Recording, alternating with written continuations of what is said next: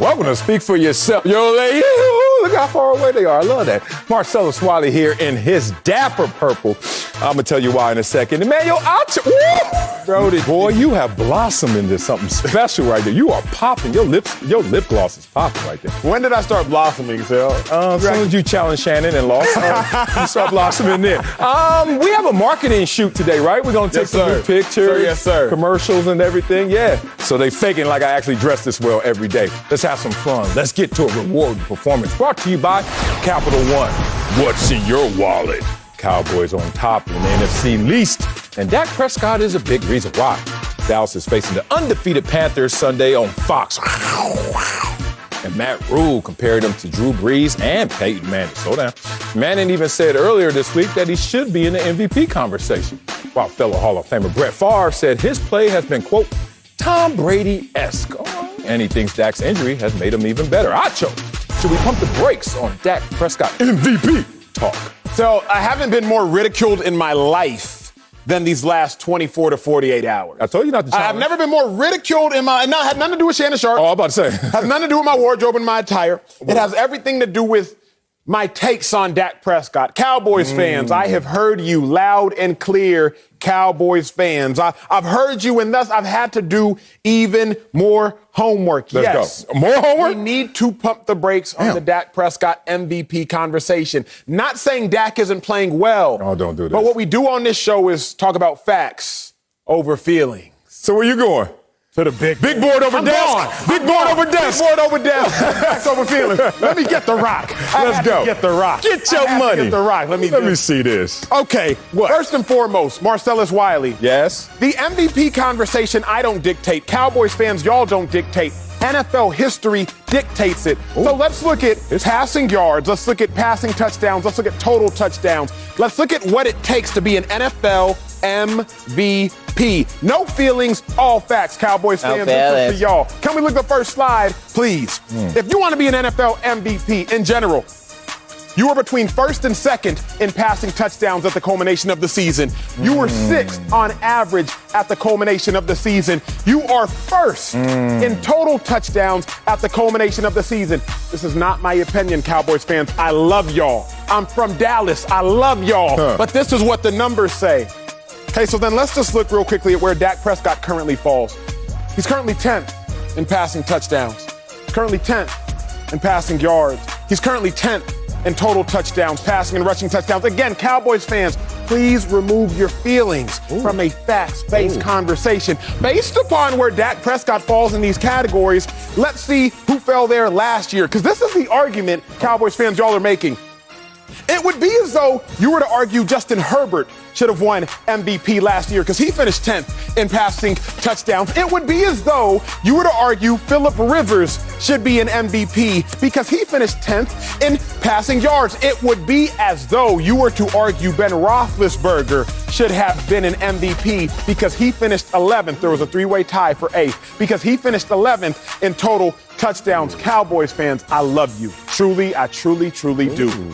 But you got to remove your feelings from a facts-based conversation. We have to pump the brakes immediately from this MVP Dak Prescott chatter. Come back, selector. Look, rewind. There was no cooking. There was no artificial ingredients. You're right. That was a organic, pure, healthy meal. Oh, it was. Okay.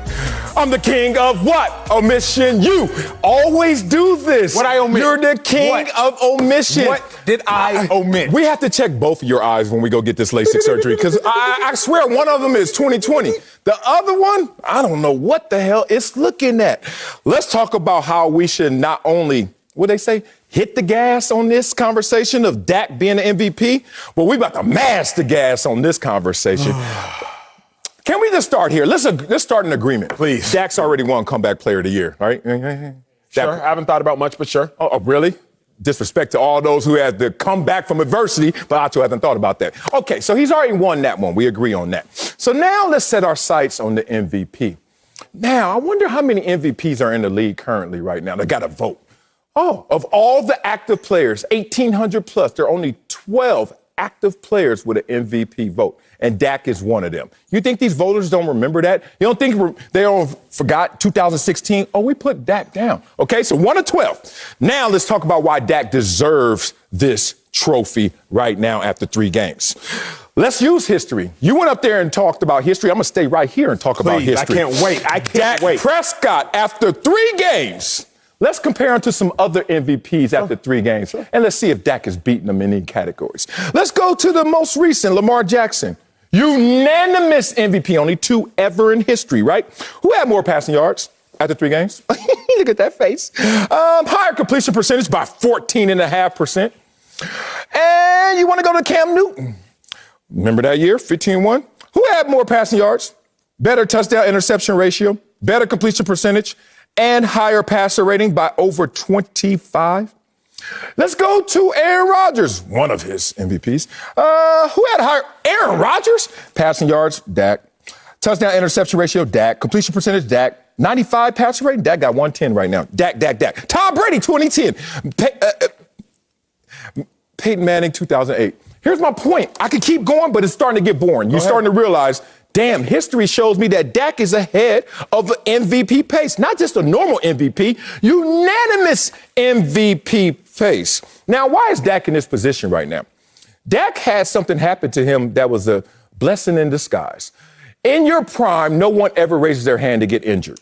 But if you do get injured in your prime, you do raise your hand for not only the time to physically repair, but mentally get some more reps, learn the system, really make yourself a part of this system. And that's what happened with Dak. A confluence of events has led Dak, who has already had an MVP vote, to now be in a position where not only does he know this system backwards, but he's also physically repaired himself. Dude, you are dealing with a machine right now, and everyone is taking notice of this. All these superlatives, not just coming out the blue. People are witnessing Dak playing within his own skin, playing more comfortable football, and now going out there and showing everybody, I am an MVP. My last point is this.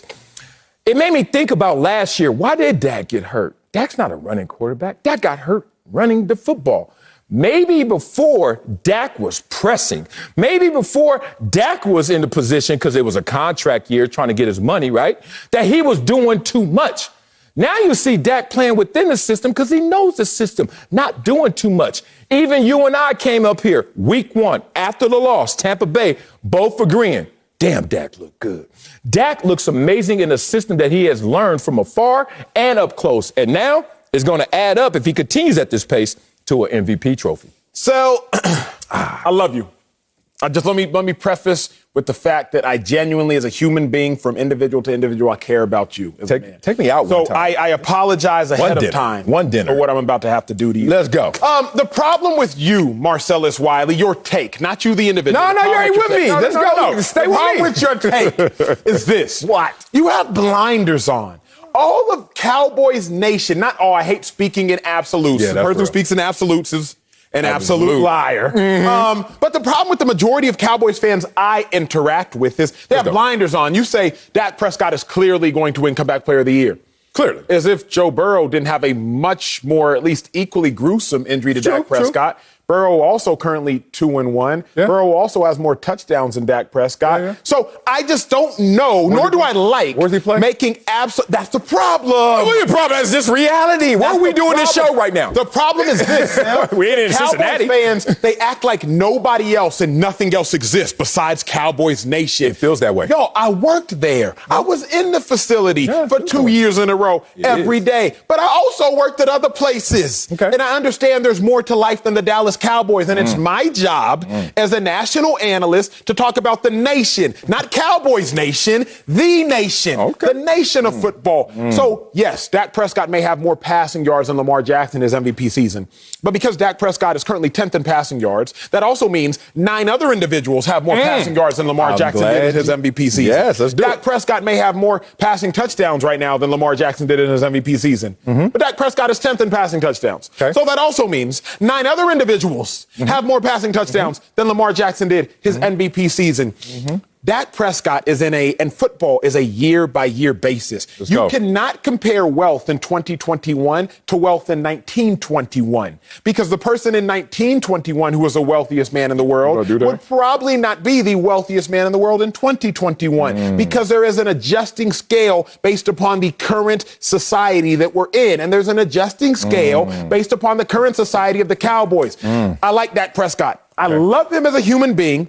I like him a lot as a quarterback. Yeah. But I'm not so blind from the accomplishments of everybody else and their mama. Matthew Stafford, he should be in an MVP conversation before Dak. Tom Brady, he should be in the conversation before Dak. Kyler Murray, he should be in the conversation before Dak. There is a litany of other people who should be in the conversation before Dak Prescott. That is no slight on Dak Prescott. That is the reality about other people. You ready? I am born ready. Other people. What'd you say? What'd you say? You people? You ain't go there. Okay, let's go here. I'm just going to go through this list right here. Let's start here. Let's just keep it simple because sometimes I get a little too out of bounds for you. I understand. You know, you went to a state school. It's just, no, let me stop. Let's go with the current Fox Bet MVP odds. Are you looking at me crazy? Kyler Murray is number one right now, right? Should Kyler Murray be up there as number one? Of course. I have it right here written. Of course. Who's number two? Patrick Mahomes. Dak got Patrick Mahomes right now. Them turnovers and 1-2 record. So let's adjust this odds. Okay, so far we only got Kyler Murray on the list. Tom Brady, should he be there? Absolutely. You would say absolutely, except he just lost to Matthew Stafford. Sure. And Matthew Stafford is on this list as well. So maybe that's going to cancel it out or at least bring him down to Dak's level in your eyes. Because Tom Brady had a great game, but it was a loss to another MVP candidate, and you know how they start thinking, these voters. But I'll keep Tom Brady there. I'll keep Kyler Murray with Tom Brady. Matthew Stafford, of course. Of course. Yes, 3.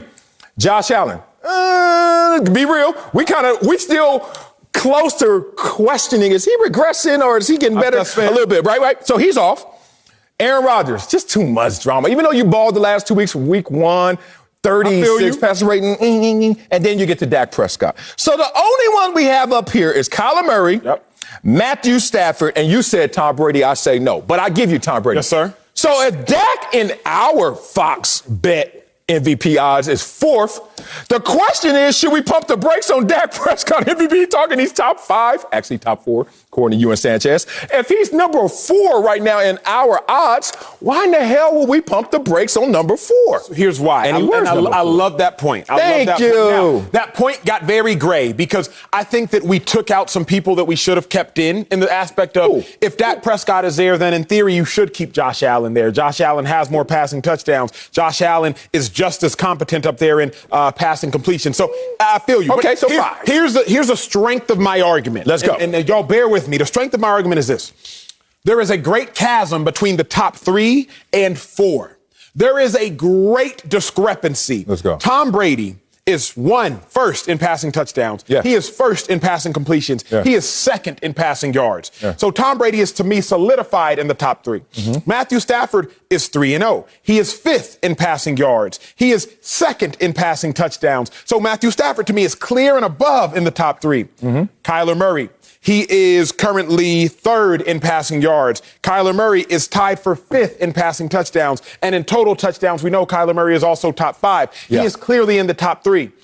If Dak Prescott is in 4th, it is not as though he is in a 4th that is close to the top 3. Just because he is 4th does not mean he is close to being number 1. He might be close in order ranking of being 4th, but still it's not really a competition or a conversation again. Yeah. I just don't know. And this is where I get so baffled by y'all, Cowboys fans, by you, Sal. I get baffled when I look at the dude is 10th in touchdowns, 10th in yards, 10th in completions, 10th in total touchdowns, rather. And you're trying to make an argument that he should be in an MVP conversation. And it's an easy argument. One, let me go back to when you said old money, 1929 versus 2020. Yes, sir. Hey, man, you ever drive through Beverly Hills? You see some of those estates, just go on Redfin and check when those estates were built. 1930s, 1950s, 1970s, Rockefellers, Kennedy money. They ain't over here looking at you, this new money, Bird Streets, WeHo, Sunset Plaza, all that kind of stuff. Like, that's new money stuff. Go through Beverly Hills and be like, I don't even know where the house is. All you see is shrubbery, right? Those nice ficus. Here's the thing. I give you lists. I think I could get to you. I know your soft spot. List. Yes. Because real data. Meaningful data. I speak in data. But okay, let's give you this list. Quarterback rating, because you keep talking about it. Oh, Dak Prescott right now, he's 8th in passer rating. So no. Who's number 1 in passer rating? Russell Wilson. This ain't trivia. Russell Wilson. Is he going to win MVP? No, sir. He ain't never got a vote in his damn life. Ain't getting one this year either. Let's go. Matthew Stafford. Yep. There we go again. Yes, there go that one. Tyrod Taylor. Nope. Kirk Cousins. Not winning enough. Teddy Bridgewater. Nope. Kyler Murray. There go another one. Yes, sir. Patrick Mahomes. Nope. Not a hard no. That's disrespectful. But no. Hell no. He won it too, bro. Okay, keep down there in last place. Okay, and then I give it to you still. You got Dak. Who's next? Dak. And then wait. Time out. Right now, when we stop at Dak, he's 4th again, 3rd if you're listening to me. That's my point. You don't pump brakes on number 4. Hell. You give it love. Acho, I love you so much. Mercy rule. Give me the joystick. It's 21-0. No, it's 21-0. This isn't even a true competition. So let's go track and field in the A block, y'all. That's how you know it's going to be a good show. In the A block. To your mark. There was a race where Tyson Gay had the second fastest time ever. He ran 9:69. What happened in that race in first place? World record. Fastest run ever. 9:57, if I'm not mistaken. 9:56. 9:58. 9:58. That's first place. Yes. Tyson Gay, 9:69.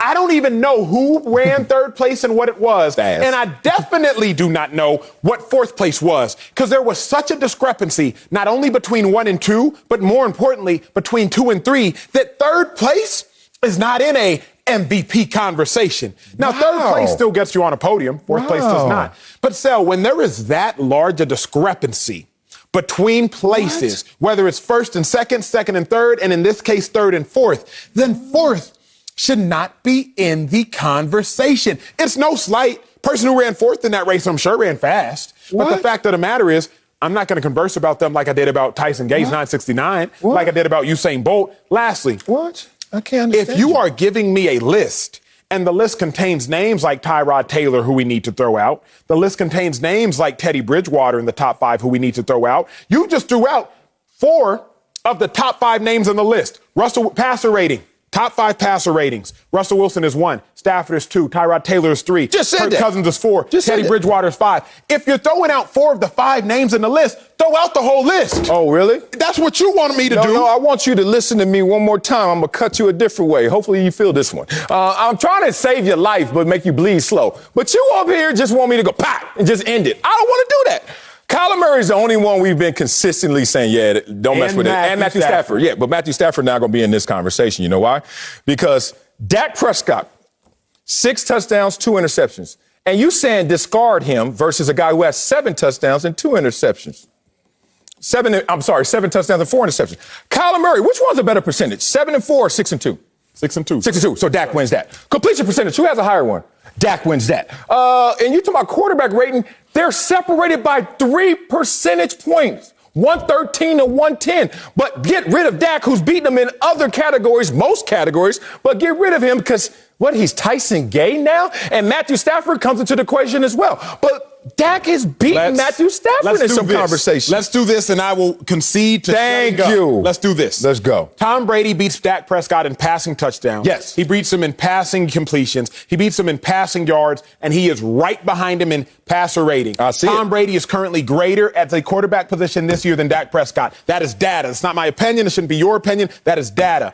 Matthew Stafford beats Dak Prescott in passing touchdowns. He beats Dak Prescott in passing yards. He whoops Dak Prescott in passer rating. The only place that Dak Prescott has Matthew Stafford, I believe, is in completions. So Dak Prescott only has Stafford in one category. Matthew Stafford beats Dak Prescott. Let's move him from the conversation. Oh, I love this. Kyler Murray, he beats Dak Prescott in passing yards. Kyler Murray, he beats Dak Prescott in total touchdowns. Kyler Murray, he beats Dak Prescott in passer rating. The only place Dak Prescott beats Kyler Murray, actually nowhere. Kyler beats Dak Prescott in passing yards as well. Kyler Murray is better than Dak as it stands right now in MVP conversation. If you want to put Dak Prescott at 4th, I can agree with you there. But the person who is in 4th should not be in the conversation when 1 through 3 are that much greater. My goodness. Have you ever been chosen? In what way? You know the way. I know you're used to choosing, but you ever been chosen? If you're in consideration Well, somebody's just looking at you like, well, he's nice. Oh, but he's talented. Oh, but he's athletic. But if you're still in that room of consideration, you don't pump the brakes on you potentially being the guy. You just don't get yourself kicked out the room because there are other guys who have something up and something under you. Dak Prescott weaves into this room with everyone else. He beats even Kyler Murray in a couple of major statistical categories. So since Dak put himself in the room, I just don't want to pump the brakes. Matter of fact, I want to mash that gas. Gonna crash. Coming up, the Bears starting quarterback situation is up in the air. We'll tell you if Chicago has set Justin Fields up to fail. Speaking of, but first is Belichick versus Brady in Foxborough. Tell you if Belichick's legacy is on the line on Sunday. Next, don't speak for yourself. So you just gonna kick him out the room. Well, you may have heard Tom Brady is returning to New England Sunday night to face his old squad, the Patriots. Bill Belichick and Brady won 6 Super Bowl titles together in 20 seasons. But Belichick's current team, well, are only 1-2. The Bucs are favored on the road by 7 points, according to Fox Bet Sportsbook. Ooh, sounds like a good bet. So, Sal. Like that, MVP. Bill Belichick's legacy on the line on Sunday. On the line? Hell no. Oh, here we go. This is ignorant of anyone to think that Bill Belichick, the great, the GOAT of all head coaches, has his legacy on the line in week 4 in the NFL season. Like, think about what's the point of accomplishing anything in life if they're going to make it so trivial for you to lose it, for them to question it? What is the point of winning championships? I thought once you put it in the books, you can't take it back. But now his legacy is on the line in conversation. Y'all are silly. And what is legacy?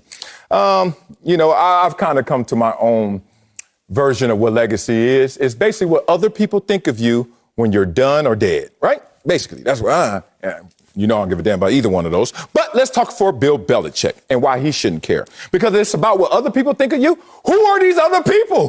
What coach can even look at Bill Belichick way up there and say, come back down here? There's not a single one of these coaches that has ever accomplished what he has. He has no peers. So if he goes into a courtroom trying to be judged by a jury of his peers, no one's in the courtroom because no other coach comes close. You could go to Chuck Noll. He has 4 rings. You go to Joe Gibbs. He has 3 rings. You go to Bill Walsh, 3 rings. These are insane Hall of Fame coaches, and he's doubling a Bill Walsh. Come on, man. There are great coaches that have never even won a Super Bowl championship. Not one.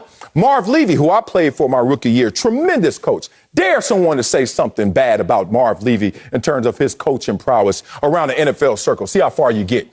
Marv Levy didn't win 1 Super Bowl.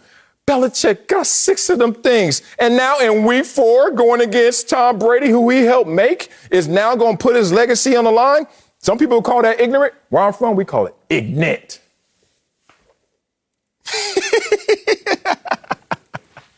Mad at you, right? I love your fire takes when you just drop the mic. I do agree.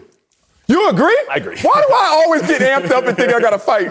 No, I agree. Trey and Boys in the Hood. I agree in totality. Bill Belichick's legacy is not on the line on Sunday. Yes. And the reason his legacy is not on the line on Sunday is because you can never take back those 6 rings that Bill Belichick has as a head coach. Can't take back the 2 rings he has as a defensive coordinator. His legacy in totality is not on the line at all on Sunday. Where I think his legacy may be marred is from a micro perspective. The macro perspective of Bill Belichick's legacy can't be touched. But from the micro perspective of how did Bill Belichick contribute, that's where he can be touched. Let me look at it like this. Kevin Durant's legacy can never be touched. One of the greatest scorers of all time. Yes. His legacy in totality will never be blemished. However, when you start to look at the micro, wait a second. He had to go to Golden State to win his rings. Wait a second. He ain't won a ring without an NBA MVP. Wait a second. All of a sudden, now his legacy from the micro perspective, it can be tainted. Nobody remembers that Phil Jackson retired after getting swept in the semifinals by the Mavericks. We remember Phil Jackson won 6 with the Bulls. He won 5 with the Lakers. That's Phil Jackson's legacy. But in the micro moments, or if you're a Mavericks fan, you remember, Dirk Nowitzki forced Phil Jackson into retirement. When I look at Bill Belichick's legacy from the micro perspective, we don't have any bad memories of Bill Belichick. If we do, they all end in gate. Any negative memory you have of Bill Belichick, it ends in gate. Well, this one might end in Brady. And that's the difference. So in totality, you're absolutely right. Bill Belichick's legacy, it cannot be touched by this loss. However, when we start to parse out, like, wait a second, yes, Bill Belichick has 6 rings, but Tom Brady's the reason he has those 6 rings. That is where his legacy may be affected. Tom Brady's the reason? Early Tom Brady, 58% completion percentage, the reason they won a championship. First 5 playoff games, this is what he averaged. Tom Brady's the reason, 5 yards an attempt. Tom Brady's the reason, 3 touchdowns, 2 interceptions in 5 games. Tom Brady's the reason, 76 passer rating. Tom Brady's the reason we 10-6 in the playoffs when you throw for under 80 passer rating. Woo! Interesting reason. Who was Phil Jackson without MJ and Kobe? Anybody? Who were they without him? That's the beauty. So we ain't going to rob either one. Tom Brady Nobody's is legacy still a on the Super line. Bowl champion without Bill Belichick. And Bill Belichick is, too. Not as a head coach. He didn't ask to be as a head coach. He didn't ask to be as a head coach. And guess what? He going to coach longer than Tom Brady going to play if he wants to. You already know that. So let's get into that conversation because he coached before Tom Brady. Walked in with 2. Greatest defensive mind ever. Brady and him get 6. Brady gets 1 without him. Brady, you want to play to 50? You better. Because Belichick's like, I'm going to coach to 90. It doesn't matter. Don't you do that. I know what you're trying to do. You're trying to interrupt me because I'm on the road. You like to use these words lately. I don't know what thesaurus you got out this week, but totality, macro and micro. And I'm not feeling that. I want the old Acho back. I like the old Kanye. I like the old Acho. These new words, because it's allowing you to wiggle into a role that I don't really feel. Let's go into this. What was Michael Jordan's legacy, and was his legacy on the line when he was with Washington? You can say in a moment, some people were questioning it. Was it in game 37 of 2000 season? But then if you look back, you can't touch his legacy. What about Joe Montana when he was in Kansas City and it was AFC Championship game? Was his legacy on the line? Basically, when your legacy is on the line is when you're making a legacy. The only people whose legacy on the line are the people who don't have a legacy. Yeah, people like me. I ain't got no legacy. My legacy on the line every day. Try to get a legacy, damn it. People who already have done it, their legacies are never on the line because, as you even agreed, you can't take it back. You can't, but Sel, we can't ignore the moment. We can't ignore the moment for the totality of it all. Here's the moment. I had to go back and do some research. Remember Iron Mike could not be touched. What do you mean, remember? I watched it. Yes, exactly. You lived through it. I lived it. I had to go back as a historian. Couldn't be touched. Hell no. But then in Tokyo one day, he falls to Buster Douglas in the 10th round. Controversy, too. He knocked Buster out first. But okay, go ahead. He falls to Buster Douglas in the 10th round, dazed and confused, toying with his mouthpiece, trying to climb up off the canvas. Yes. And that day, in that moment, Iron Mike was no longer right after perceived as a man who was untouchable. Iron Mike was no longer perceived as a man who could not be beaten. Iron Mike was no longer perceived as a man who intimidated all of his opponents. Because in that moment, it was like, oh, wait, Iron Mike. You human, big dog. You can catch an L. You ain't gonna catch an L from me, but you can catch an L from somebody. Don't make me call Buster Douglas. If we would have been around on Twitter, those are the jokes he would have got. I'm gonna call Buster on you. So with that being said, we still look at Mike Tyson right now as just a monster. We still do, because the totality of his legacy was not at all affected. But in that moment, after getting knocked out, Buster Douglas, 10th round, Iron Mike's legacy was affected in the same manner. I like this. If Tom Brady goes out there and molly-whops Bill Belichick, beats him by 21, 17, a 28 piece, even a 14 piece, something like that. In that moment, we're going to be looking at Bill Belichick like, you're no longer untouchable. Because Tom Brady not only touched you up, he knocked you out, big dog. And that is what I'm talking about. In the moment, Bill Belichick's legacy is on the line. In totality, no, sir, legacy can't be touched. Hold on, big dog. I'm not even going to let you get away with that one because it was poetic, but I could poke holes in it. Let's poke holes in this poet over here. One loss for Mike Tyson didn't ruin it for him. Like, the greatest boxers of all time, we still regard highly and have their legacies intact despite losses. Sugar Ray Robinson, everybody tells me, now, this is me going back in history, have to look back at the old tapes of Sugar Ray Robinson, he's the greatest ever. And I was like, well, he lost before and had a couple draws. Oh, but it didn't matter because his legacy was intact. Muhammad Ali, 5 losses, they say. Muhammad Ali, still the greatest ever, greatest of all time. Muhammad Ali, 5 losses. It's not the losses, it's the fact of the gains, the wins, Thriller Manila, stuff like that. Belichick got 6, man. We could go up there and say Tomlin. Okay, check. We can go up there and say Pete Carroll. And then we could go grab 4 more Super Bowl head coaches. And then put him next to Bill Belichick. And Belichick said, y'all still ain't surpassed me yet. Look at these, Dungy. Look at these names, man. It's insane what he's accomplished. You really think that we should use a week 4, which to me in totality, using your thesaurus, is trivial compared to all of the 20-plus years of greatness. He walked in as a head coach as a great defensive mind. Won 6 rings after that. You think we're going to put all that on the ledge for week 4? We're not. So here's the thing. I am saying you are accurate. Okay. I am just saying you are incomplete. That's all I'm saying. See? Like, I am agreeing with you. I am saying yes and.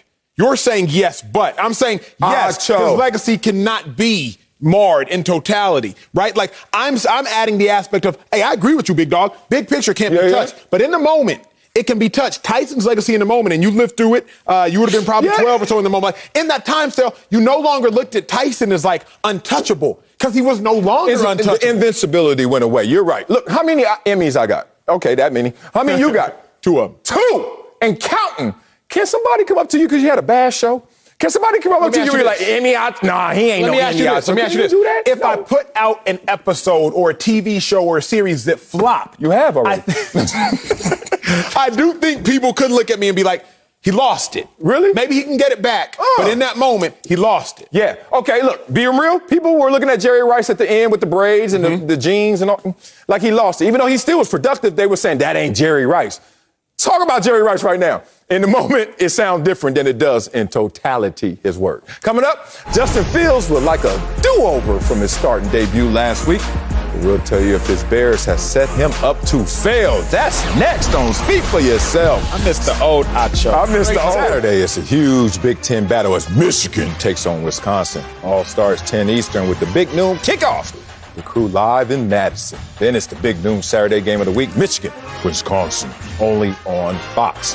Let's head to Chicago, where Justin Fields got a rude awakening in his debut as a starter last week. Only 6 completed passes and 9 sacks. Damn. Matt Nagy's offense was called out, and he said Wednesday that the criticism of his play calling is fair, but added he'll keep it internal on who will call play Sunday against the Lions. That's interesting. So, Acho, had the Bears set Justin Fields up to fail?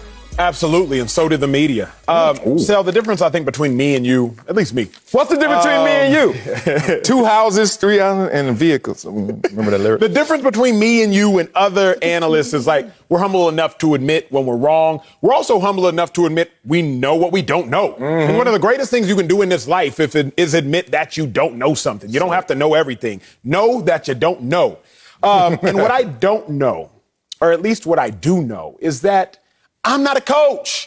We analysts, but we're not in a locker room. We're not on a practice field. We're not in the facility. So when I say that Justin Fields should play, I'm saying that based upon what I've seen in the limited snaps in the preseason, based upon what I've seen in the snaps at Ohio State, based upon what I know about Justin Fields, based on me meeting him a few times in the offseason, knowing the man that he is, based upon what I know about Justin Fields' work ethic, based upon knowing the group he trains with. I'm saying all that based upon my limited knowledge. But you, Matt Nagy, you know more. So if you knew Justin Fields was not ready, why you throw him out there? I hope you ain't throw him out there because I said so. Cassell said so. Because them cats of the other network said so. I hope that's not why you did it. Because at the end of the day, you can't actually listen to us regardless of how convincing we supposed to sound. You the coach, we the analysts, fans are the fans. Fans, y'all cheer. Analysts, we analyze. Coaches, you coach. Nobody should step on each other's toes. So with that being said, Matt Nagy, you was listening too much to the fans. You was listening too much to us, at least based upon the tape. They set him up to fail. That is the coaching staff because they threw him out there prematurely. He was not ready. It became abundantly clear he was not ready. I can't apologize. I did my job. My job is to analyze the information that I was given. That is what I did. Now that I've seen more information, I realize Justin Fields is not ready. But Matt Nagy, you had all that information. So you should have known. Bears set him up for failure. Oh, we got to be careful up here. I like your take. I do like your take.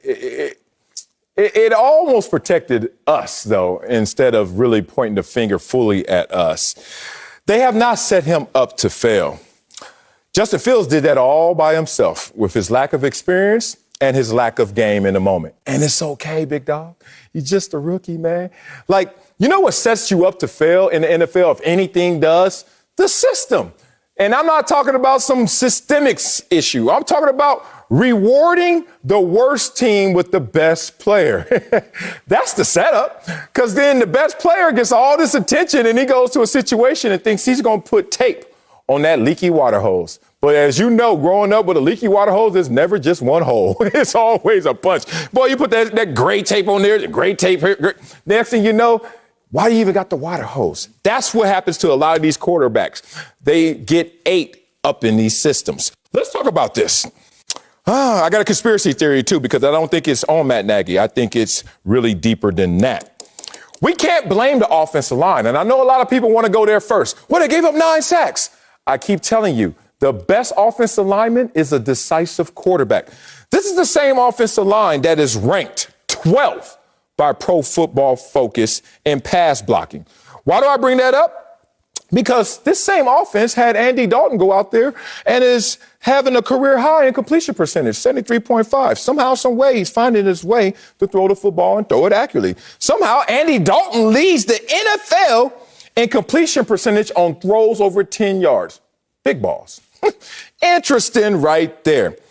Now, let's talk about the running attack. I'm giving this to you like an analyst. They are ranked in run blocking 31st in the league. So you would think they can't run the football at all because they're 12th in pass blocking and 31st in run blocking. Except you look at the games. The first game, they had 134 rushing yards. If you good, you good. Second game, 123 rushing yards. If you're a running back, you're going to find your way, and they got it. So what am I surmising up here? That, hey, man, stop blaming everything up front, because if you're going to go get it, you're going to go get it. Justin Fields is not in a position right now in terms of his maturity, his understanding of the NFL game to go out there and get it. Now, my conspiracy theory is this. Pure conjecture. Matt Nagy didn't want to go put him out there. Andy Dalton wanted Justin Fields out there. Andy Dalton got tired of hearing y'all talking all this talk. Watch Andy Dalton when he got hurt on that play. Did Andy Dalton get in touch? Did anybody come in contact with Andy Dalton? He run out of this. I ain't never seen it. He just running in the sideline. Oh, my knee. Go in there, young man. You ready? Right? And then Justin Fields is in there, not ready. If y'all want to go somewhere outside the lines, let's go there. But other than that, Matt Nagy just simply saw his starting quarterback go down, starting quarterback having some success. Even Mark Sanchez came up here and said, Andy Dalton week 2 was looking good. And then the same situation, same play calling, same offensive line went all the way bad. That's just on Justin Fields being too young and not ready for this moment. The kicker, though, Sel, is the only way I will blame a child, if you will, because Justin Fields is a child as it pertains to growth in the game of football. Yeah, he is not a veteran, is if the kid is bad.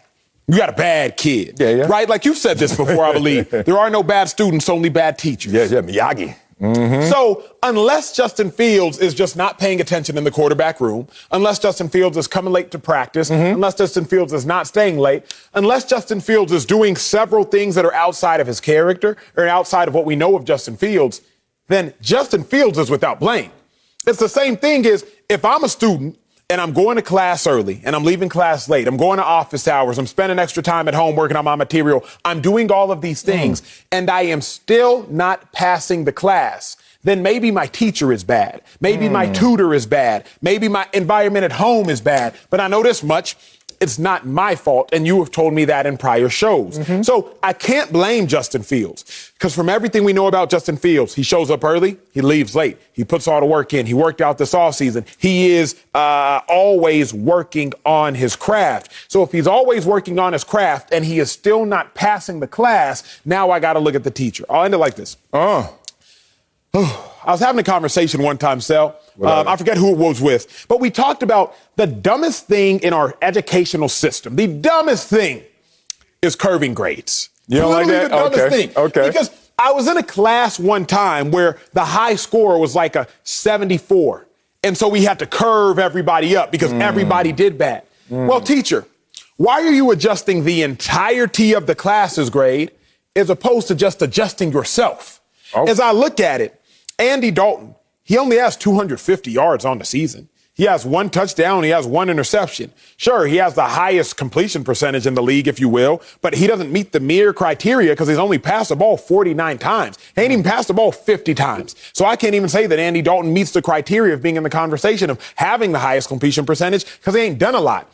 So if Andy Dalton is failing and Justin Fields is failing, now I got to look at the teacher because in the NFL, you don't curve grades. And so I'm not blaming Justin Fields. And in theory, I'm really not blaming Andy Dalton, though this isn't a conversation about him. I think it's on the Bears because there are no bad students. It's only bad teachers. Yeah. But we can't sit up here and forget where we came from. And where we came from is just the hope of an opportunity. And I'm going to tell you, personalize this in my story. When I wasn't ready for my first start in the NFL, it came my second year, first week of the season. This is how it occurred. I'm in stretch line, Acho, week 1. Remind you, that means you went through training camp and then you went through the preparation week. I'm not the starter. It's Bruce Smith, Phil Hansen. I get a tap while I'm doing stretches. Tapped. My first start ever was a tap on my shoulder in my year 2, week 1. And he said, Bruce ain't feeling it today. It's on you. And I looked at him, and I swear I had split reactions. One was like, yes, this is my chance. I have made it. And then my other one was like, oh, my God, am I ready? And I ain't gonna lie, I didn't feel ready. I did well in the run game, didn't do jack in the pass rush game. And the point was, I still was grateful for the opportunity because I had an opportunity. Justin Fields can't look at anybody else but himself. I know he's not blaming anyone else publicly, and that's good. But we also shouldn't absolve him of any blame because he's not blaming anybody. It's just the way it is right now when you're a young man in this game. I look at it more like this. He has a conviction on his record right now. That game ain't going away no matter how much he plays. Like, we always going to remember week 3, just good Lord, right? But we can expunge his record after a few years, after a few good games, whenever that may come. But if you look at this situation, tell me this. Let's go a little deeper dive because you know college football better than me. Did Justin Fields start at Ohio State Sorry, he ended there. He ended there. Did he go to Georgia and transfer in part because he couldn't start there over Jake Fromm? Is that the case? And then there was some racial incident, too, that some exaggerate, some say it was real, whatever. Is that a little telling? Is that a little telling that maybe, wasn't he like highly touted, like the dude coming out of high school? And then you can't respect Jake Fromm. Come on. Like, you didn't take it from Jake Fromm. I'm just trying to say, now I'm starting to find a little bit of a pattern here. You may not initially be as great as advertised hitting the ground running because you ain't beat out Andy Dalton and you didn't beat out Jake Fromm and you are Justin Fields. All I'm saying is, 2 coincidence. Here's the only problem with that, and I'm glad you went there because you can go somewhere on shows that other people can't. Because they scared. Is this. Baker Mayfield's a starter who transferred.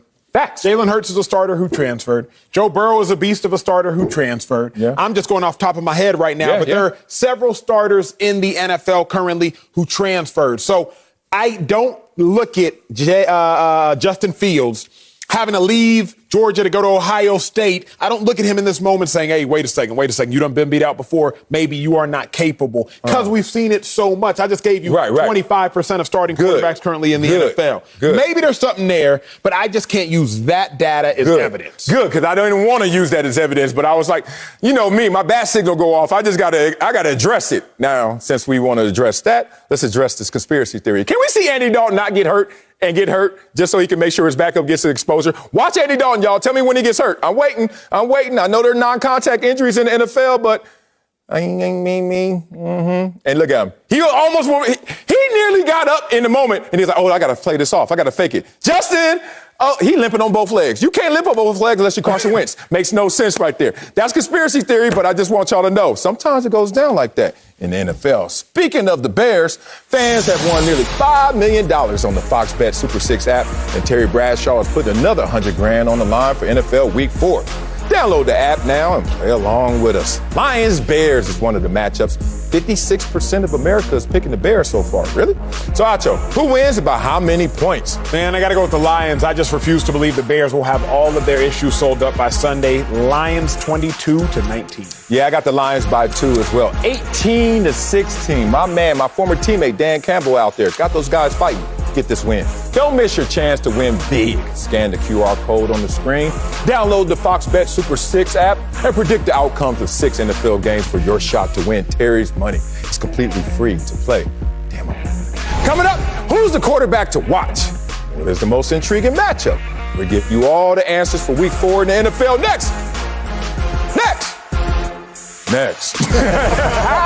Welcome back. We're just hours away from Week 4 kicking off in WKRP in Cincinnati. Old school. As 2 former number 1 picks square off. But before that, our new weekly segment takes a look at the biggest storylines around the league. So here's our Week 4 watch. Why you keep looking at the big board? There are a lot of great matchups to look forward to. But Acho, which one is the most intriguing? Man, my most intriguing matchup. How about the Seahawks at the 49ers? It's a huge matchup, y'all, because I think if the Seahawks lose this game, they don't make it to the playoffs. And I've said that all teams from the NFC West will make it. So the Seahawks desperately need to win. If you start 1-3, there's only a 13% chance you make the playoffs. Seahawks have blown double-digit leads their last 2 games. Now, the 49ers are a good football team. Yeah. We know this much. We know they're a good football team, but they also do not want to lose another game after just losing last week. So, to me, Sel, this is the most intriguing matchup because I love when playoff chances are on the line this early in the season. Look, I started off 0-3, so obviously we won our next game. We were 1-3.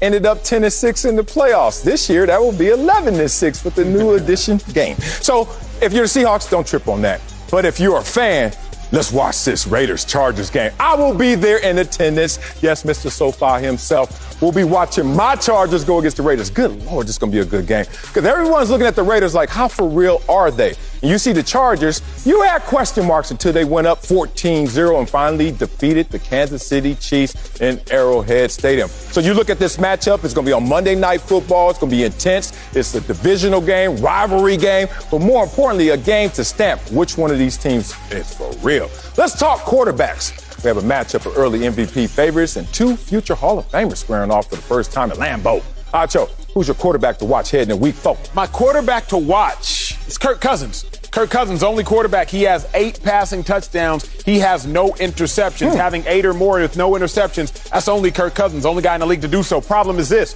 We don't take him seriously enough because his team is only 1-2. Kirk Cousins, you got a career high in completion percentage right now. Kirk Cousins, you got a career high right now as far as it pertains to passer rating and what you are on pace for. So if he can continue to ball, especially against the Browns team, because the world will be watching because we watch the Browns, that will be huge. That's a good matchup right there in terms of Kirk Cousins and what he can do. But Tom Brady, that's the GOAT. We get to see the GOAT go back home. What sound does the GOAT make? He's going back home. And when he goes back home, we expect him to win. Here's the problem. He's going against such a bad team right now, the New England Patriots, that if he doesn't win, we're going to say that the pressure got to him. Pressure get to the GOAT? Tom Brady? Acho and us we always have this conversation. I hated pass rush drills against the sorry offensive tackles because everyone expected me to win. And that's the GOAT going back home. They expect them to win. But it is an emotional arrival when you go back to the place you helped build. We'll see how Tom Brady responds. Finally, let's talk players with something to prove. Acho, who's your show me something player for Week 4? Man, I'm going to highlight and shout out Teddy Bridgewater because the Broncos are currently sitting at 3-0. Teddy Bridgewater, you currently have an amazing passer rating. You're top 5 in passer rating. You have 4 passing touchdowns and no interceptions. But here's my problem, Sel. They ain't played nobody, big dog. Broncos, Teddy Bridgewater, y'all beat teams that are collective 0-9. Yeah, you beat the Giants. Yeah, you beat the Jets. Yeah, you beat the Jaguars.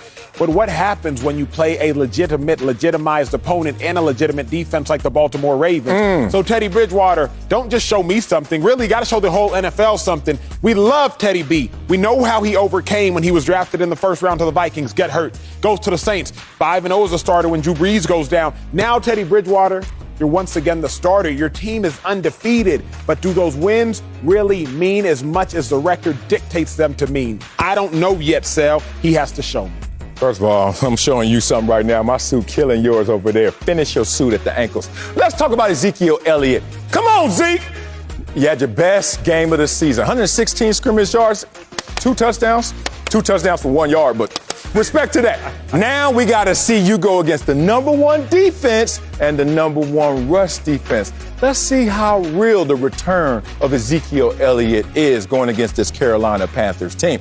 I'm rooting for you, Zeke, but at the same time, I'm skeptical of you, Zeke.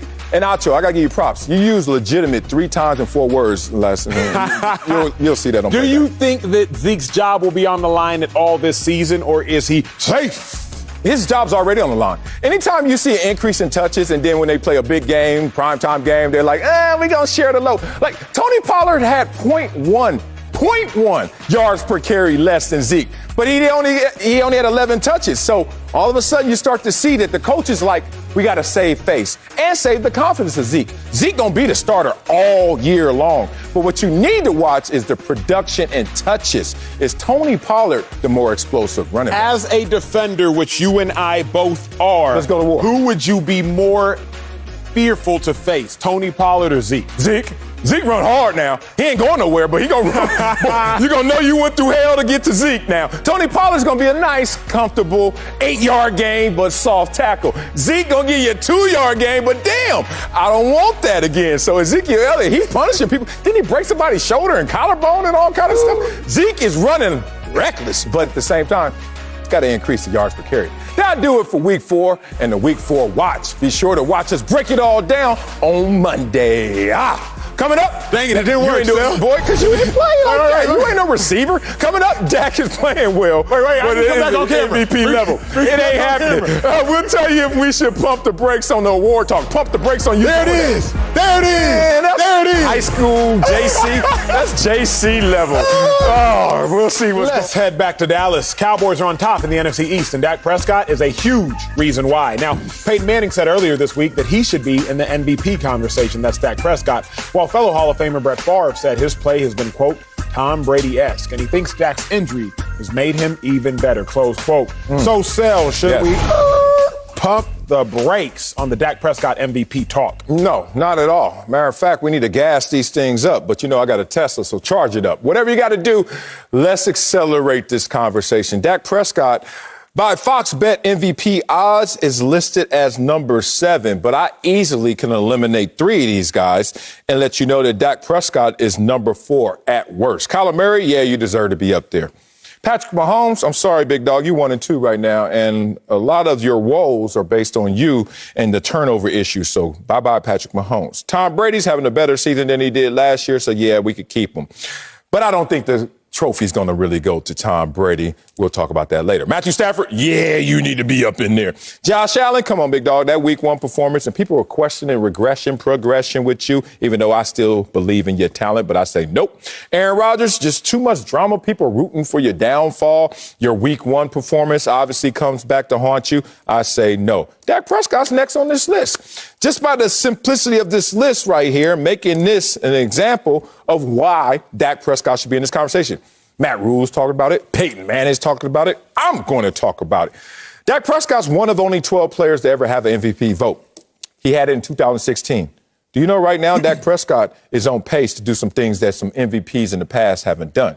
A better pace than Lamar Jackson, Cam Newton, Tom Brady, Peyton Manning. And if you add all that up, after Week 3 coming off an injury, comeback player of the year is just the beginning. Dak Prescott has put himself in MVP conversation. Sel, maybe you're right.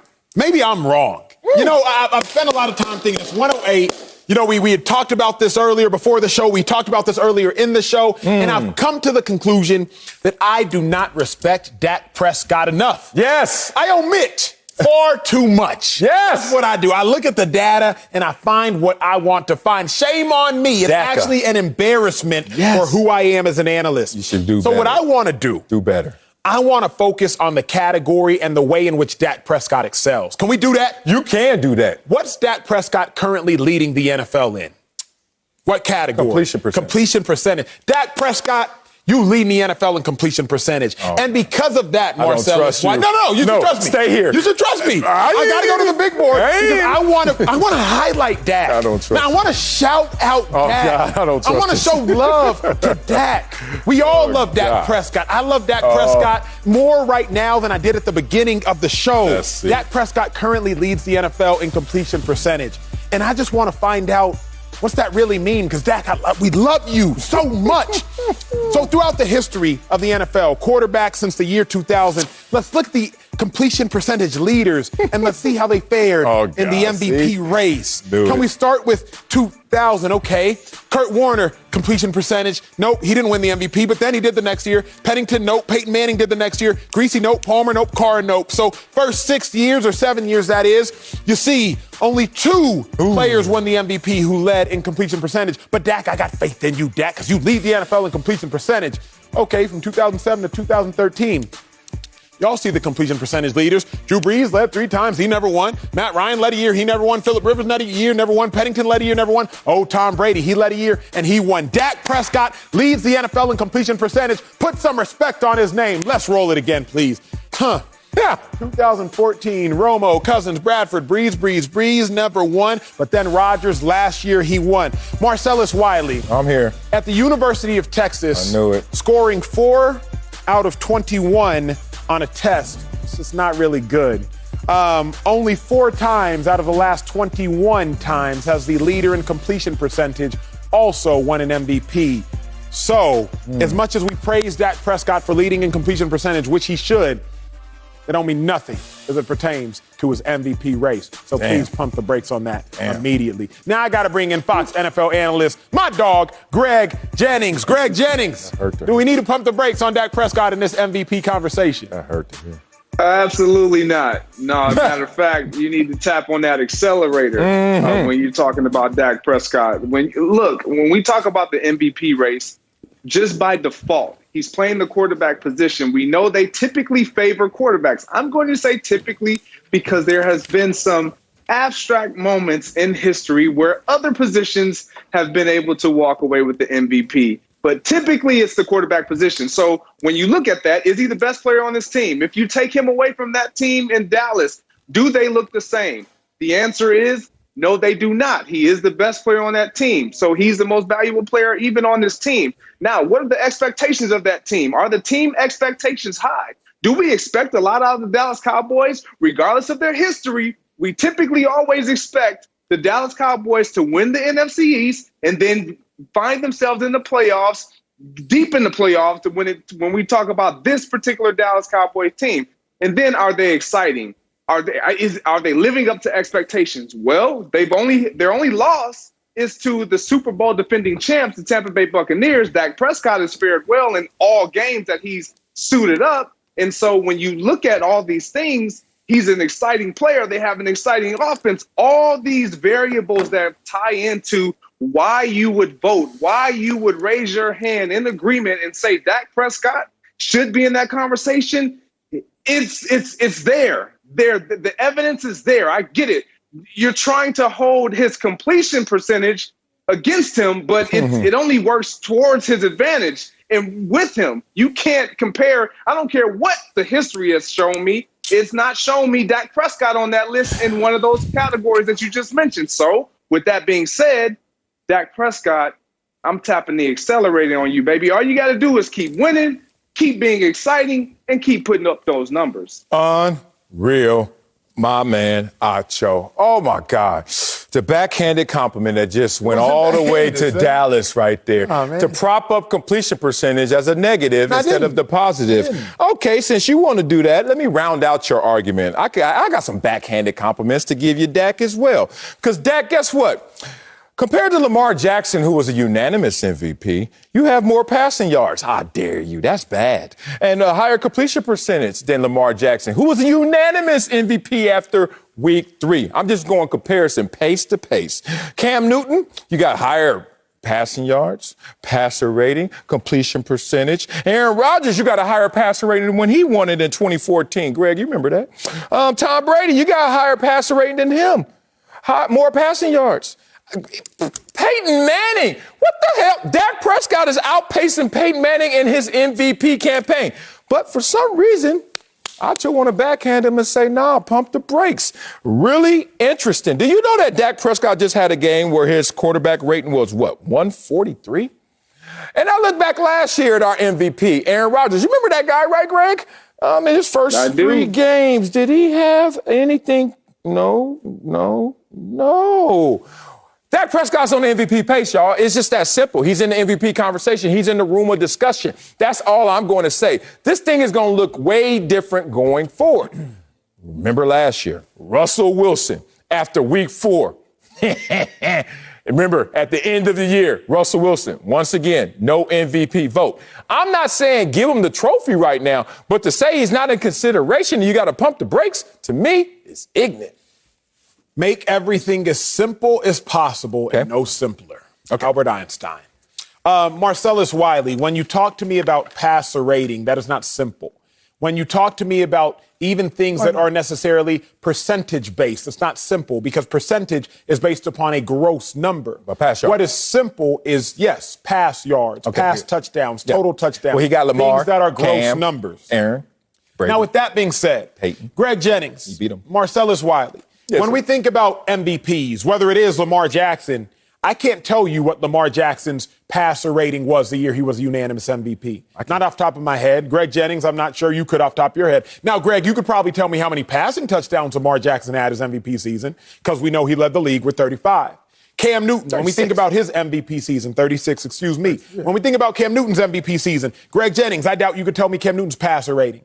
I doubt you could tell me his completion percentage. But you could probably tell me Cam Newton led the league in total touchdowns. No, he had about 35 passing. No, he had about 8 rushing.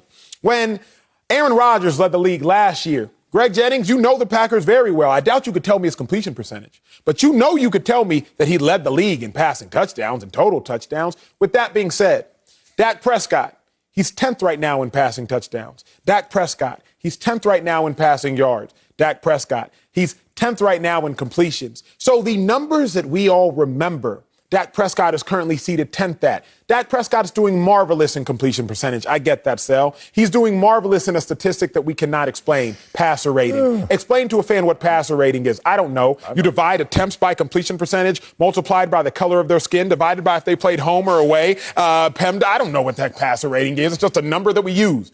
With that being said, the numbers that matter, gross numbers like touchdowns, total touchdowns, and completions, Dak Prescott currently falls 10th. I love you all as individuals, but your takes are just so very misguided. Well, you know what? I'm going to keep it very simple. Very, very simple. When you look at the list of guys that are, let's say, in front of Dak Prescott, how long is that list, Acho? Not long at all. We said we concluded 3 names. Not long. Not long at all. Yes, sir.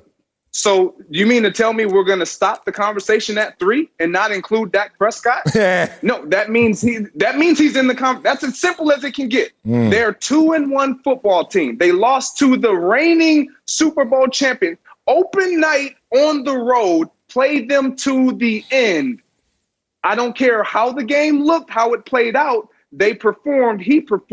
He did not disappoint coming off of injury. And so when I look at and consider all of these variables, him coming off of injury, so this basically being his first real season with all of these stars that we see aligned in that helmet, you mean to tell me he's not exciting? This team isn't going to be in the conversation, let alone their quarterback who is leading them to these wins?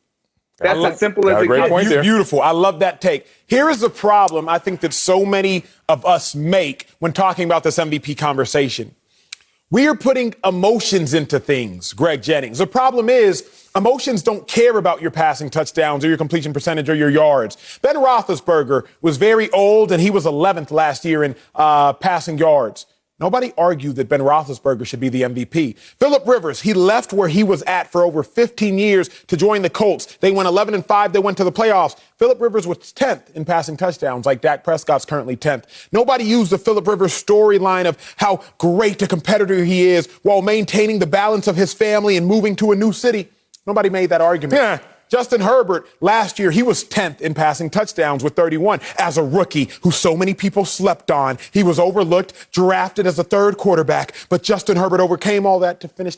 Nobody cares about storylines, Greg Jennings. They care about numbers when it comes down to it. And Dak Prescott's numbers currently disqualify him from being in the thick of the MVP conversation. If you want to talk to me about everything he's overcome, I will give you that. He's a phenomenal person, phenomenal leader, phenomenal champion of the Cowboys. But his numbers, Greg, unfortunately, that disqualifies him. If you and I want to go sit in therapy and talk about how great Dak Prescott is as a human later, let's do that. But that's on another show. That ain't on this show. Man, I'm almost questioning, like, is it really a connection between up here and what's coming out? Because it just seems like the guy is leading the top 5 offense, which is 5th, and number, you know me, and 6 in points per game.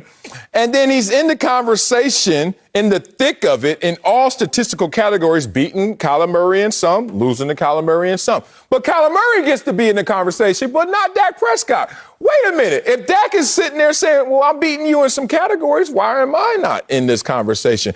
I really don't know what else to do, Greg. I showed that he's ahead of former MVPs. I showed that he's in the thick of it with current people in the MVP conversation. And I also showed that he played for the Dallas Cowboys, which is not going to hurt you. It's going to help you. And you brought into it the emotional play, which he knows is real. We look at it in every single sport. You remember when Drew Brees didn't have the numbers, but Drew Brees had the conversation of, let's try and get Drew Brees in there right before he retires. That is always going to be a part of it because it's a traveling trophy. But Acho wants to act like all of these variables don't count because he wants to stop the line as soon as he sees Dak in line. No. Whether it's top 3, Dak is 4. Whether it's top 5, Dak is 6. You can't keep doing it, dog. You're cooking the logic. I don't want to stop the line. Greg, I'll give you this. I'll give it to you in more detail like Sel and I talked about. Greg, Usain Bolt set a world record, 9:58 he did. I believe it was in 2009. 9:58. Greg Jennings, Usain Bolt sets a world record. The second place finisher, Tyson Gay, sets a national record at that time of 9:71. Usain Bolt sets a world record at 9:58. Tyson Gay sets a national record, the fastest person ever in America at 9:71. Third place, the red dude ran a season's best. Asafa Powell. Asafa Powell has run the most sub-10-second 100 meters ever, and he ran a season's best. But nobody talks about fourth place because fourth place was a dude from Antigua, Daniel Bailey, who ran 9:93. Now, 9:93 is still very fast. 9:93 might land you on some podiums, but the fact of the matter is, Greg Jennings and Marcellus, there's such a great gap between first and fourth, and there's even such a great gap between third and fourth that we're just not acknowledging fourth place in the conversation of the top tier. Because we have world records, we have national records, we have season's best by the most sub-1000s ever. We're not talking about fourth. Right now, Matthew Stafford is in a league of his own. His team is undefeated, and he's top 5 in every meaningful category. Right now, Tom Brady is in a league Dak Prescott is not in. Tom Brady is top 2 in every meaningful category and beat Dak Prescott head-to-head. Right now, Kyler Murray is in a league that Dak Prescott is not in. He is top 5 in every meaningful category, and his team is undefeated. It's not that Dak Prescott's not impressive, just like that 993 is impressive, but the other 3 are in a league of their own, and they should be talked about in a sentence of their own. I'm going to be very short, very sweet. Acho, you've covered college football for how many years now? About 6. For a long time. For a long time. And so when we talk about and we consider the Heisman Trophy candidates, is it just one category? No, sir. It's not one category. Is it 2? No, sir. It's a culmination of several things that have to align.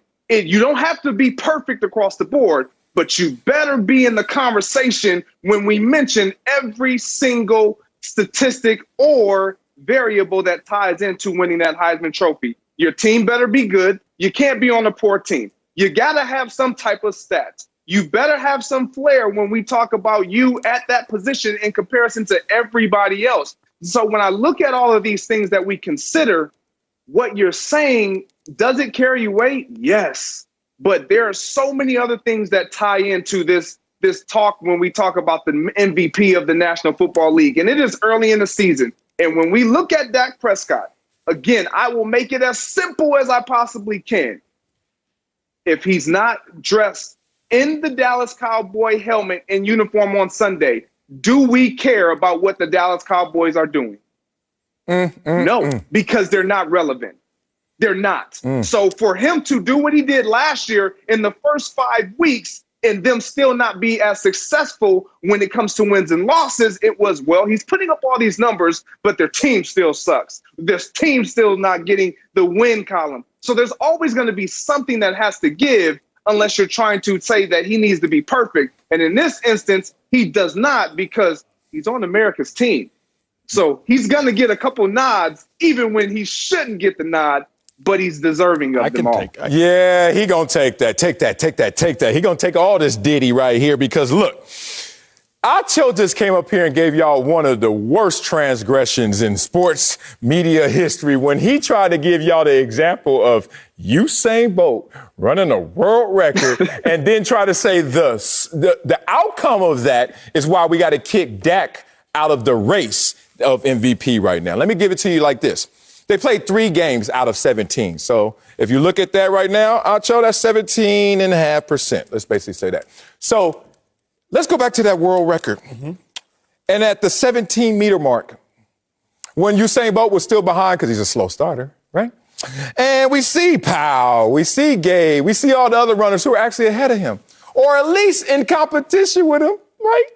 Not a single soul in the world would have said, stop it right there, frame it right there. All the rest of those guys get out of here because they were in the race. They were in the contention. Now, Usain Bolt did what Usain Bolt does, but that ain't how football works. Nobody got a kick. Matter of fact, they got the opposite of a kick typically. So the point being, looking at the 17-meter mark of this NFL race or the world record race, not a single soul was out of it. So why are you trying to kick Dak out of it? Coming up, Russell Wilson's Seahawks need to get back in the win column. Tell you if Sunday is a must-win for Seattle. That's next. Don't speak for yourself. Now, he certainly didn't finish the race last year. We'll see this year. Seahawks are reeling with 2 straight losses. Come on, Seahawks. Next up is a road game against their division rivals, the 49ers, Sunday on Fox. But it does not get any easier after that. When they face the undefeated Rams, Seattle's currently at the bottom in the NFC West at 1-2. KC's record. Greg is back, but Acho, is Sunday a must-win game for the Seahawks? It is. It is number one, just based off odds. Y'all know me. Before I ever start with feelings, I like to start with facts because facts, they do not care about how we feel. And the facts are very simple. You start 1-3, then there's a 13% chance you make the playoffs, 87% chance that you do not. It's not saying that it is impossible. It is just saying that it is very, very, very unlikely. Now, more importantly, now let's get into the feelings of it all. It's a must-win game for the Seahawks because if you cannot beat the Tennessee Titans, that is okay. They're a very formidable opponent. But if you cannot beat the Minnesota Vikings and you cannot beat the 49ers, now the question is, Seahawks fans, who can you beat? Because the only team you would have been able to beat is Carson Wentz in his first start on a new team under a head coach who had not been his former head coach, had been his former offensive coordinator. So really it's a must win because if you're the Seahawks and you've blown 2 double-digit leads the last 2 weeks, you can't beat the Titans. It's fine. But you can't beat the Vikings. They might not make the playoffs. But now you can't beat the Niners. Then very simply, you can't beat the Rams. You can't beat the Steelers. You can't be. Who can you beat? And that is why this game is a absolute must-win for the Seattle Seahawks. It's not an absolute must-win. I understand why people talk in hyperbole because they try to increase the urgency, right? So you do it with your kids all the time. You say, don't do that, when really they just shouldn't do that. But it's okay if they do it because they're going to recover from it. I was on a team that was 0-3. So obviously we won our next game. We were 1-3. We made the playoffs that year, and we were a 10-win team. And that was with just 16 games. Now we have 17 games.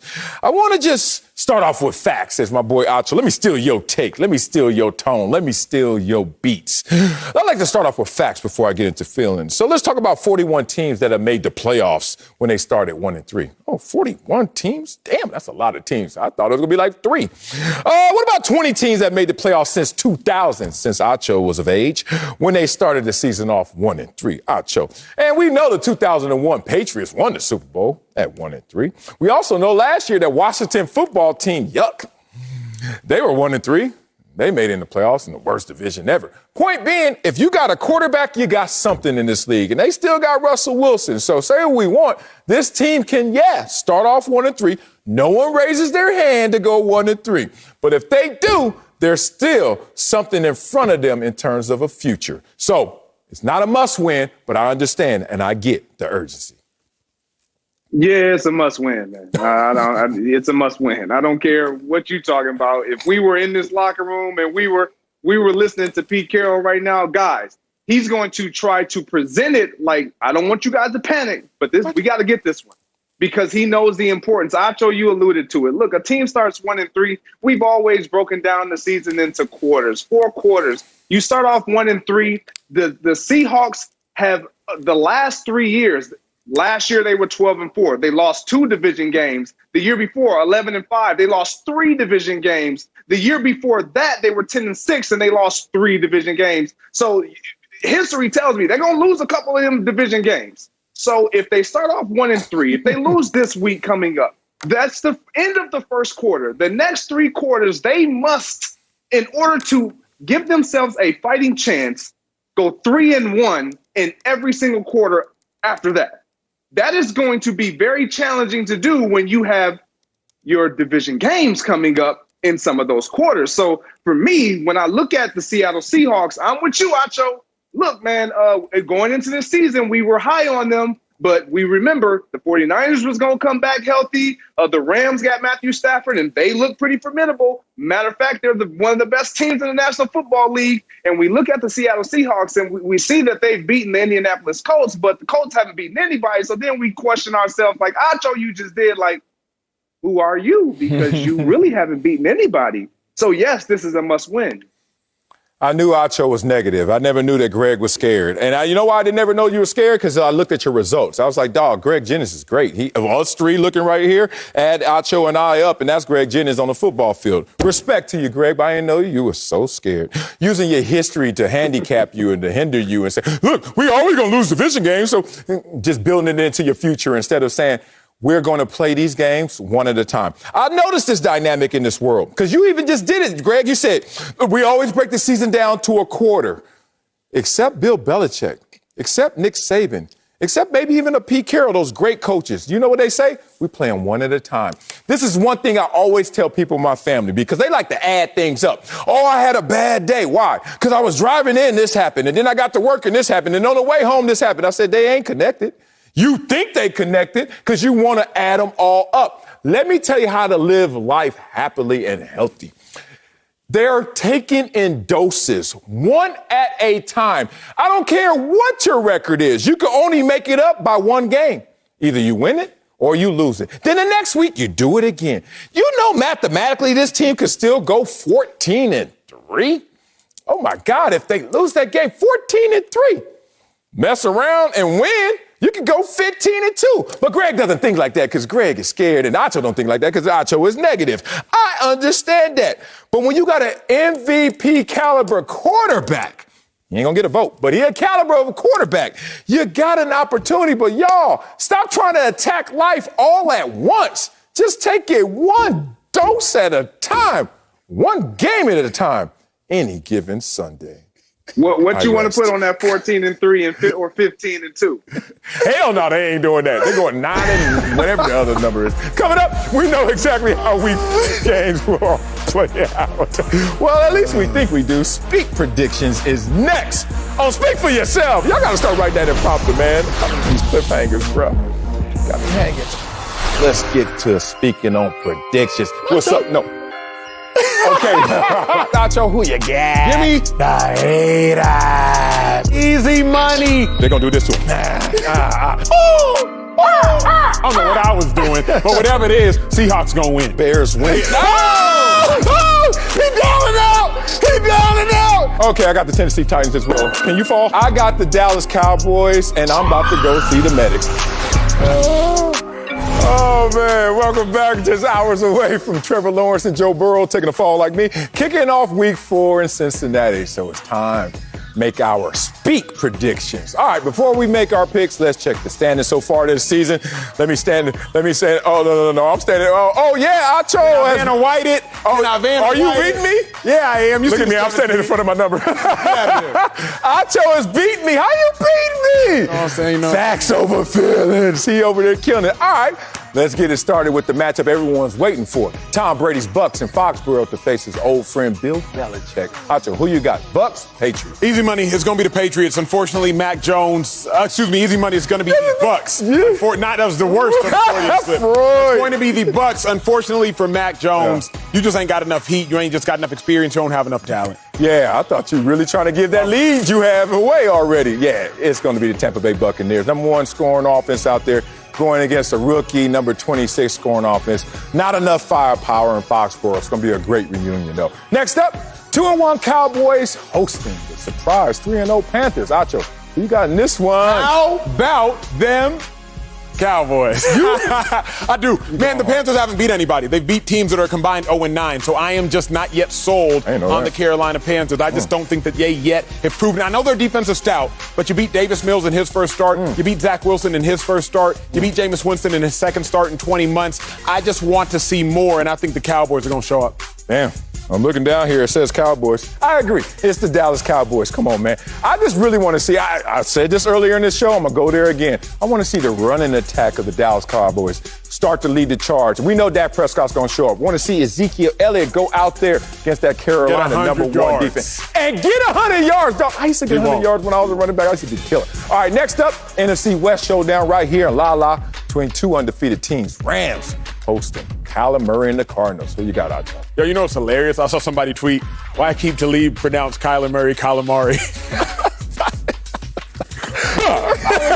He did. Anyway, I got the Rams still. I just think Matthew Stafford, Sean McVay, too good. If y'all don't know this water cooler stat, Sean McVay is 8-0 versus the Arizona Cardinals. Average margin of victory, 20 points. Basically, he owns the Arizona Cardinals and Cliff Kingsbury. Great stat. Greater trivia. Where's our water cooler up here? I ain't never been. Next up, one of your winners. Yeah, I skipped over that, huh? You see all that? All right. I'm going with him. I got the Cardinals. Next up, we got to move, y'all. Your winners from week 3. Kirk Cousins and the Vikings hosting Baker and the 2-1 Browns. You know I ain't going there. Let me guess. Taking your boy Baker, huh? Got to. Riding with my dog Baker Mayfield, riding with my Browns. Kirk Cousins has been balling. I hope Kirk Cousins gets the respect that he deserves, but I don't think it comes this week because Myles Garrett is a dog. Browns and Vikings. Vikings going right there. You sold me on Kirk Cousins. I don't believe this. I don't believe this. You're going to lose to me in the schedule votings because you vote with your emotions. You don't like Baker. That's part of it. I don't like his game. Part of it also, I got to go against you on some of these to catch up to you. I like Finally, that. my 2-1 Chargers hosting the 3-0 Raiders on Monday night. Who you got, Acho? Raiders. Give me the Raiders, Sel. You told me to believe in them, and I do. Derek Carr, 4th most passing yards in NFL history through 3 games at 1,203. Finally, they have the number 1 total offense. It appears that everything that was supposed to click, there it is. It's clicking. Oh, the Temptations. I didn't know how to snap, bro. I didn't know how to snap until I was like 15. I can tell by your jokes you don't know how to snap. All right, here we go. We go with my Chargers right here. Why? Because they've won 1, 2, 3, 4 straight games in the division. They start at the top 2. Kansas City, get up out of here. Raiders, y'all next. Gonna look like Halloween in SoFi, but I'll be there. It's trick and treat. Before we head to break, here's a look at our rest of our picks for week 4. Damn! Like we in Vegas. What the hell? Look at all these picks right there. Oh, this is the winning side right here. Bro, Admit you got the Falcons over Washington? Look at your second one. You don't like that? What? Let me look at yours one more time. Bro, you got I got to find one in yours that looks silly. Hold on. You think the Saints going to beat the Giants? Me too. Okay. Tune in next week to see how we did, to watch me clown Acho. Or hey, I'm glad your suits look better, bro, because that's not. You don't think that there it is? Look, here it is. I know it's defeated because this counts for 20 victories over that. This counts for at least 20 victories. Why are you covering it up, though? Why are you covering it up? All them Emmy carbs you've been eating. All right, coming up, is it a big deal if Bill Belichick refused to meet face-to-face with Tom Brady on his way out? You know I got to read prompted. Don't do that. We have a lot to say about this next on Speak for Yourself. Why you covering it up, though? I do look. According to a new book, Bill Belichick said he was not available to meet Tom Brady face-to-face when his quarterback was set to leave New England and insisted they talk on the phone instead. Belichick was asked about it before their matchup Sunday night and said, quote, "That's not true." A very raspy-sounding Brady was asked about it today. Listen. When you left up there, you met with Robert Kraft. Do you still know why Belichick didn't meet with you in person, why he took a phone call instead? All those things are super personal. We had a great relationship.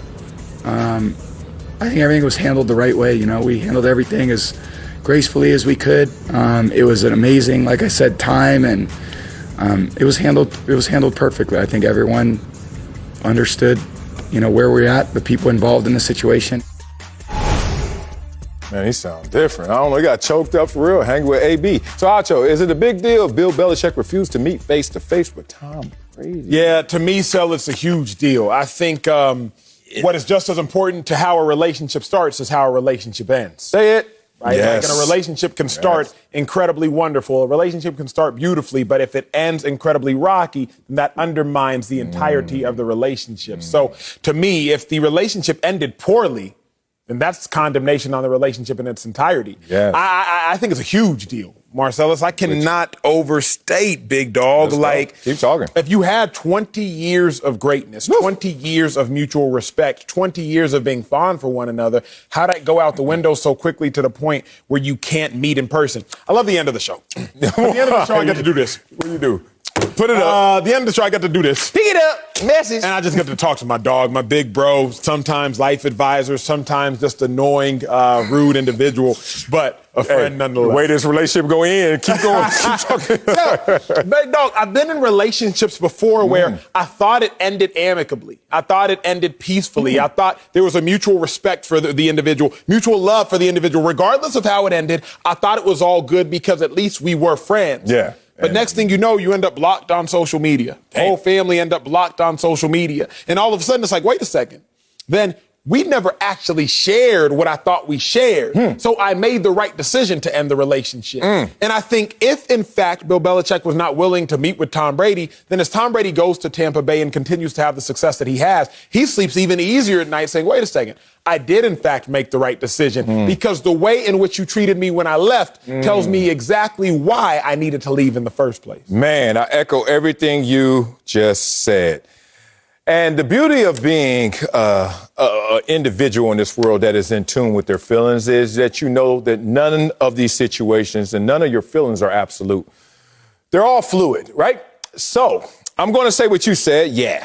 If your hellos are strong, your goodbyes should be strong. But I am going to push back on this one. First, it's a big deal if Bill Belichick didn't say goodbye. Good Lord, how disrespectful. And it's not just because Bill, why you don't want to say goodbye to the guy? Like, don't burn that bridge like that. And people always say that in a fearful mindset. Don't burn the bridge because you may want to cross back over it. I'm like, nah. That ain't why I don't want to burn a bridge. I don't want to burn the bridge because I helped build the bridge. I helped build the investment. My 20 years were helped building that bridge. I ain't burning that. Like, I go build another one. That one's staying intact. However, let's push back on this. Let's go this layer. I've learned this from some of my exes, and I know two of them, I felt this same thing. It's too hard to say goodbye.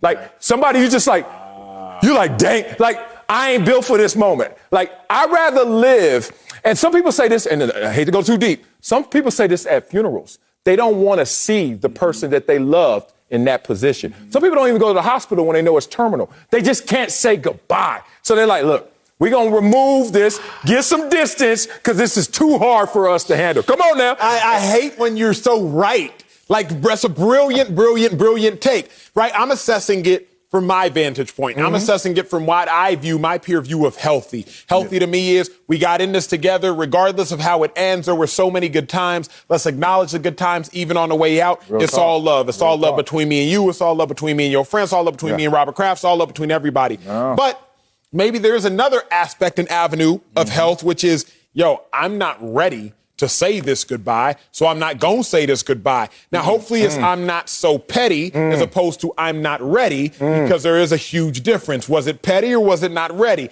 That is what has to be answered. I told you this before, I tell you this again. The toughest moment of my life was not my mother at the funeral, was the fact that I had to close the casket on my mother at the funeral. And when you do something like that, in action, in demonstration, you're saying goodbye forever. And that was the toughest part. And I know I've had that conversation with a lot of people who said they would have never been in that position, never have done that, because they never wanted to be in a position to say goodbye. We'll see. Coming up, Kyler Murray says he's not worried about the MVP award. We'll tell you if he's keeping it 100 or just $189. Next on Speak for Yourself. Y'all know what it is, especially after this show.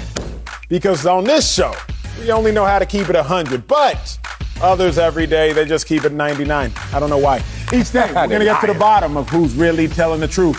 Case in point. The Cardinals are a perfect 3-0, and the face of the franchise, Kyler Murray, a.k.a. Kyler. Don't do that, man. He has the best odds to win MVP, according to Fox Bet Sportsbook. But he says he's not worried about the hardware. Y'all take a listen. It's a long season, and I've always, I was raised and taught, if you win as a team, the individual accolades will come, and that's how I treated it in high school. That's how I treated when I won the Heisman. Same thing for now. So I'm not really too worried about MVP or anything like that. So, Sale, is Kyler Murray keeping it 99 or 100? 99 at the end. I'm not really too worried about. Wait a minute. Are you worried or not? And he got it backwards. Like, dog, you can't predict team success. You can only do what you can do. And doing what you can do individually will help that team's success. I don't know why we got to always sell the fans that it got to be about the team first. It's about you adding to the team. I think he's keeping it 100 on this one. He was 50-0 as a starter in high school at Allen High School in Texas. Goes to Oklahoma and is winning the Heisman without worrying about it. I think Kyler keeping it 100, big dog. Really? You keeping it 99, so I don't know the hell you think he keeping it 100. That's it for us. We'll see you mañana.